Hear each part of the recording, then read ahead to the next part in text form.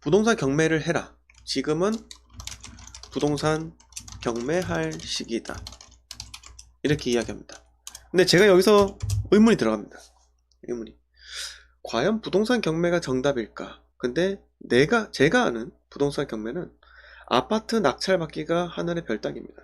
정말 어려워요. 그리고 현재는 아파트 경매의 경우 주택담보대출 한계가 있습니다. 일반 아파트 매매랑 동일하게 되고요. 조정대상 지역 같은 경우도 주택담보대출, 즉 경락대출이라 부르는 경매 잔금대출이라 부르는 주택담보대출도 마찬가지로 50%밖에 되지 않아요. 그리고 DSR 걸리는 것은 물론이고요. 자, 주택담보대출에 한계가 있다. 그러니까 이 사람들이 뭘 이야기하냐면 오피스텔 경매를 이야기하는 중. 여러분, 제가 말씀드렸죠. 오피스텔은요, 싸도 하면 안 됩니다. 싸도 하면 안 되는 거예요. 네, 비비안리님 반갑습니다. 목표가 있는 남자님 반갑습니다. 왜 근데 이 사람은 오피스텔 경매를 강의를 할까요? 자, 첫 번째 이유가 뭘까요? 자, 바로 실적이 나올 수 있기 때문입니다. 자, 오피스텔은요, 일반적으로 경매 경쟁률이 약해요. 왜? 시세 차익이 아니라 오피스텔은 오직 뭡니까? 월세 수익이에요. 즉 경매장에서 경쟁률이 약하다는 겁니다. 약하죠. 누가 들어갑니까, 오피스텔에? 그런데 이 사람이 오피스텔 경매를 계속 운운하는 거, 자기 회원들 운운하고 공투했다 막 이렇게 이야기합니다. 그게 왜 그런지 아십니까? 결국은 다음 회원들을 모집하기 위해 실적을 쌓는 겁니다.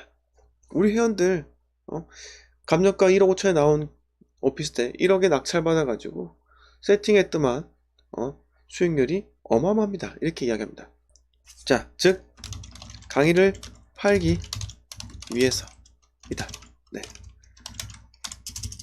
근데 어떻게 파는 줄 아세요? 만약에 낙찰가 감정가 1억 5천 그리고 낙찰가 1억이다. 그러면 대출이 80% 나와요. 대출 8천만원. 자, 그 다음에 실투자금 현금 이렇게 할게요. 현금 2천만원 이렇게 들어가요.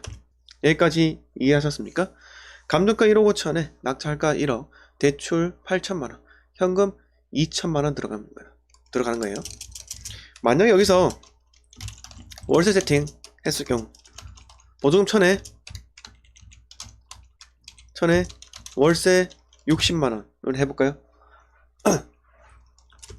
그럼 어떻게 됩니까? 실투자금은 1000만원이 들어가는 거죠. 왜? 2000에서 1000원 뺐으니까요. 1000만원만큼 보증금을 회수받았으니까. 그 다음에 월은요? 월세는 얼마큼 받죠? 60만원에서 대출이 8천만원인데요. 예를 들어서 3% 이자만 하더라도 20만원입니다. 자, 그러면 월 순수익 40만원 되는 거죠. 자, 여기서 60 빼기 20이 들어가는 겁니다. 맞습니까? 여기까지 따라오시나요? 응? 이해 안 되시면 바로바로 이야기해주세요. 네, 준현님 반갑습니다. 신혜님 반갑습니다. 목표가 있는 남자님 반갑고요. 네, 늘 행복하게님께서 오늘 방송 못하신다 들은 듯한데 제가 잘못 들었나 봅니다. 아니, 원래 쉬려고 했었는데 그래도 제 방송을 하는 게 습관화되어 있다 보니까는 잊지 못해서 들어왔습니다. 여러분들 그리워서 그런 거예요. 네, 서문자님 반갑습니다. 피에타 남편님 반갑습니다. 호박님 반갑고요. 자, 그래서 이러면 어떻게 되죠? 자, 실투자금은 1000만원이고 월 순수익은 40만이니까 12개월 했을 경우 480만원입니다. 그래서 40만 곱하기 12. 그럼 수익률 어떻게 돼요? 수익률 어떻게 됩니까? 여러분 대답해 주세요. 실투자금 1000만원에 연간 수익이 480만원입니다. 수익률이 어떻게 됩니까? 자, 시간 흘러갑니다. 5, 4, 3, 2, 1, 땡. 네, 바로 수익률은요 48%입니다. 여러분 이렇게 이야기하면요 혹하시죠? 응? 혹하시죠? 자, 실투자금 1000만원 들어갔고요. 여기서 연순수익 순수익이 480만원 하는 거예요. 그러면 수익률은 48%가 납니다. 이러면 매우 매력적이에요. 우리 회원이 분명히 이 사람들 하는 얘기 있어요. 우리 회원이 낙찰받은 오피스텔 수익률은 1천만원 들어가서 수익률이 48%다. 이렇게 계속해서 한다면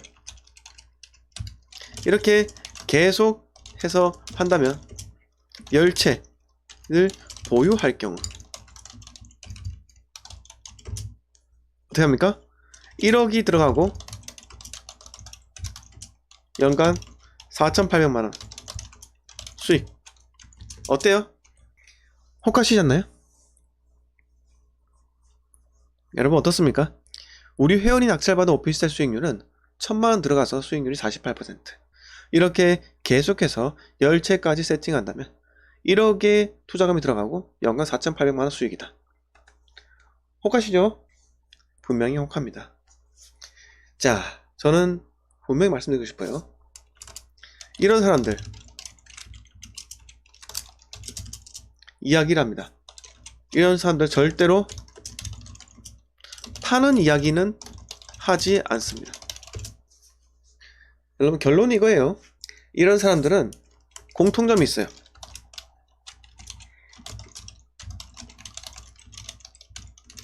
이런 사람들의 공통점은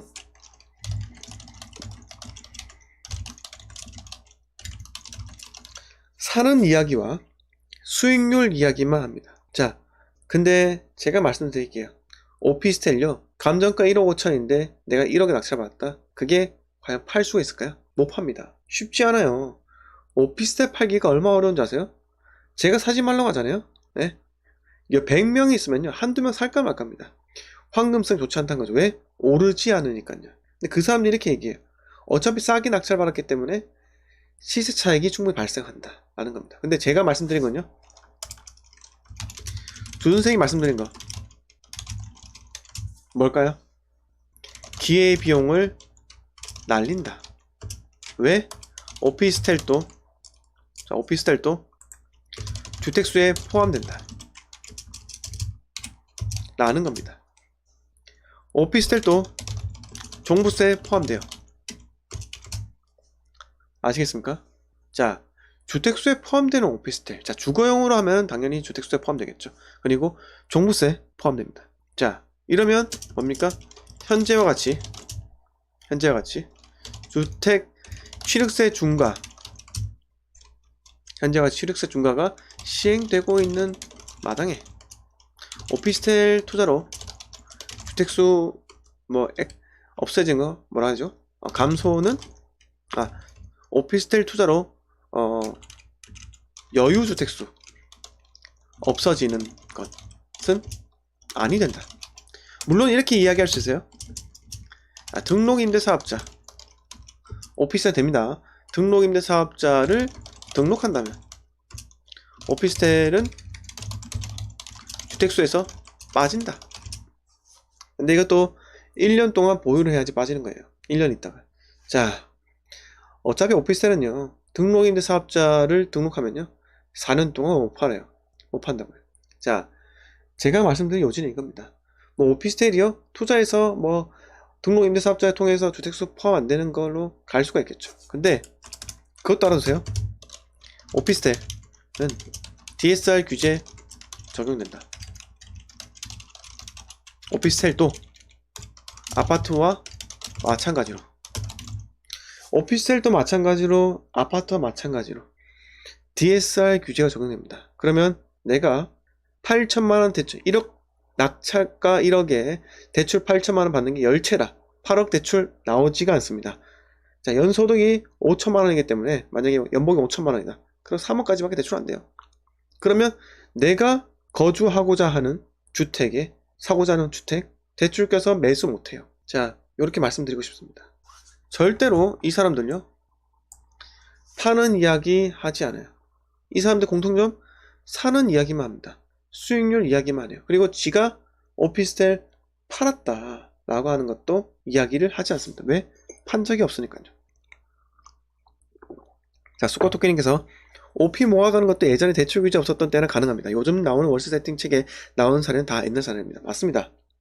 과거에나 아파트 취득세가 1에서 3%이니까 무작정 개수를 늘려가는 건 가능했어요. 지금은 안 됩니다. 안 돼요. 수거토끼님께서 정확하게 알고 계시네요. 자, 제발 그래서 오피스텔료 하지 마세요. 생활 숙박시설, 그 사람도 생활용 숙박시설 낙찰받았다 이렇게 자랑하는데 여러분 제발 그건 아닙니다. 안 팔린다니까요. 아파트가 안 팔리는데 오피스텔 팔릴까요? 그러니까 이 사람 뭐라고 하는 줄 아세요? 결론. 전세로 세팅하면 심하이 라고 얘기합니다. 1억 천에. 그래서 열채면 1억을 번대요. 전세로 세팅하면 심하이 1억 1천. 그런데 열채면 1억을 번다고 합니다. 그러니까 낙찰가가 1억이니까 본인이 전세를 1억 천에 놔두면 한 채당 1,000만원씩 열채면 1억을 법니다. 근데 여러분 그거 아세요? 오피스텔이 경매로 나오는 이유. 여러분 오피스텔이 경매에 나오는 이유 중에 상당 부분이 뭐가 있는 줄 아세요? 전세 세팅에서 전세 보증금 돌려주지 못해서 전세 세팅에서 전세 보증금을 돌려주지 못해서 자 이미 경매가 강제 경매가 개시가 되는 겁니다. 경매에서 종류가 두 개가 있는데 임의 경매랑 강제 경매가 있어요. 이거 우리가 알아두셔야 상식 차원에서 알아두세요. 임의 경매는 담보대출 받은 세입자 있죠? 담보대출 받은 담보대출 해준 채권자가 경매를 개시하는 겁니다. 근데 강제 경매는 소송에 의해서 예를 들어서 전세금 돌려주세요 대출. 네, 돌려주세요 소송. 이게 뭐라고 하죠? 전세금 반환 소송인가? 예를 들어서 그렇게 얘기할게요. 전세금 반환 소송. 네, 이겁니다. 근데 그 오피스텔을 낙찰 받아가지고 월세 세팅하라고요? 여러분 하지 마세요. 네. 아까 제가 48% 수익이라 했는데 오피스텔 여러분 뜨내기 손님들 얼마나 많은 줄 아세요? 월세 안 냅니다. 월세 다 낼 거 생각하세요? 절대로요. 절대 네버. 네, 까르페디엠님 프리미엄 등급에 오신 걸 환영합니다. 네, 멤버십 아이디가 참 낯이 이건데요. 네, 주로 제 영상에 댓글 좀 많이 달아주시는 것 같은데. 네, 자 까르페디엠님께서 울산 상가매수 관련해서 질문이 있는데요. 좀 급하게 상담받고 싶은데 어떻게 하면 될까요? 프리미엄 등급은 아쉽게도 1개월 뒤에 가입한 지 한 달 뒤에 가능합니다. 근데 저한테 우리 공개 방송에서 이렇게 물으시면 제가 최대한 답을 해드릴게요. 자, 앱솔님께서 보통 오피스텔은 대지가 없잖아요. 아파트 부지에 같이 있는 오피스텔은 어떤가요? 아니, 절대 하지 마세요. 네. 자, 앱솔님 생각해보세요. 아파트랑 오피스텔 같이 있는데 아파트를 사지 오피스텔 살까요? 네. 자, 부자빠님께서 갭 투자를 사놓고 전세 한두 바퀴 돌리면 매매가 오르지 않을까요? 아파트에 비하면 하나도 안 올랐는데요. 자, 오피스텔요? 아니요. 오르면 뭐합니까? 안 팔린다니까요. 자, 그리고 아까 이승준님께서 대기업 직원 기숙사로 오피스텔 임대 어떤가요? 무보증 55만 전월세 신고는 세금 떼나요? 일반 임대 사업자는 세금 계산서 발급해 주는데 전월세 신고하나요? 자, 대기업 직원이 대기업이 임차하는 경우가 있고 대기업 직원이 임차하는 경우가 있겠죠. 대기업이 기숙사로 오피스텔 임대 그러면 안전해요. 자, 그런데 아마 요구를 할 거예요. 세금 계산서 발급 요구를 할 겁니다. 왜? 기업에서 그냥 현금 나갈 수 없거든요. 그래서 임대사업자로 등록을 해야 돼요. 그건 알아두세요. 네. 괜찮을 수 있겠죠. 어쨌든 안정적이니까요. 네, 라피타님 반갑습니다. 까르페디님께서 가입을 초기해서 그래요? 네. 자, 방송에 질문해주세요. 제가 대답해 드릴게요. 자, 아니면 제가 좀 상업적이긴 한데 저희 골드 멤버십에 가입하셨으면 저희 톡방에서 활동하실 거든요. 톡방에 제가 실시간으로 대답을 해드립니다. 네. 이거 제 마케팅이에요, 마케팅. 자, 아무튼 간에 이런 사람들은요. 자, 즉, 제가 말씀드린 게, 우리 회원이 낙찰받은 오피스텔 수익률이 1000만 들어가서 수익률 48%. 이게 전부 다 마케팅 당하는 거예요. 여러분. 빨래질이에요, 빨래질. 이거 당해서 손해본 사람 엄청 많죠? 네. 깡패 경륜이는 오랜만입니다. 네. 자, 앱솔님께서 천안시 불당 호반 서밋플레이스 센터 아파트는 평당 2천만원이고, 몇 동만 오피스텔인데 평당 900만원인데 왜 가격이 2배나 차이 나는지 궁금했어요. 자, 일단 오피스텔은요. 우리가 일반적으로 아파트가 112제곱미터가 전용 면적이 84 타입이에요. 34평이죠. 근데 오피스텔이 아마 130제곱미터가 되어야지 84 타입이에요. 관리비도 많이 냅니다. 그리고 오피스텔은요, 발코니가 없어요. 발코니. 네. 그래, 발코니가 없고요. 그래서, 좀 좋아 보여요. 그리고 오피스텔이 창문 보세요, 창문. 창문이 아파트처럼 그 개방형이 아니고요. 조금 열린 거 있죠? 그런 거니까. 솔직히 거주하기가 불편하다. 이겁니다. 네, 주우민님 반갑습니다. 네, 간만에 오셨네요. 깡패경주님. 네. 자, 다른 지역 궁금하신 거 있으신가요? 혹하시죠? 아까 저렇게 말씀드리니까. 자, 수거토ken에서 발코니는 주택법 적용되는 아파트에만 있습니다. 건축법 적용되는 오피에는 서비스 면적인 발코니가 없어. 아이고, 진짜 수거토ken이 전문가십니다. 네, 감사드립니다. 자, 불똥호반 3차 평당가 900 아니에요. 준수님 말씀대로 160제곱미터 넘는데 실제로 25평을 보셔야 하고 평당가 1500, 1700 정도예요. 다만 창은 일반 아파트 창. 아, 그래요? 일반 아파트 창인데 아이고, 사면 안 되죠. 절대로 매수하면 안 됩니다. 네. 자, 까르페디님께서 지금 바꿀 수가 없어가지고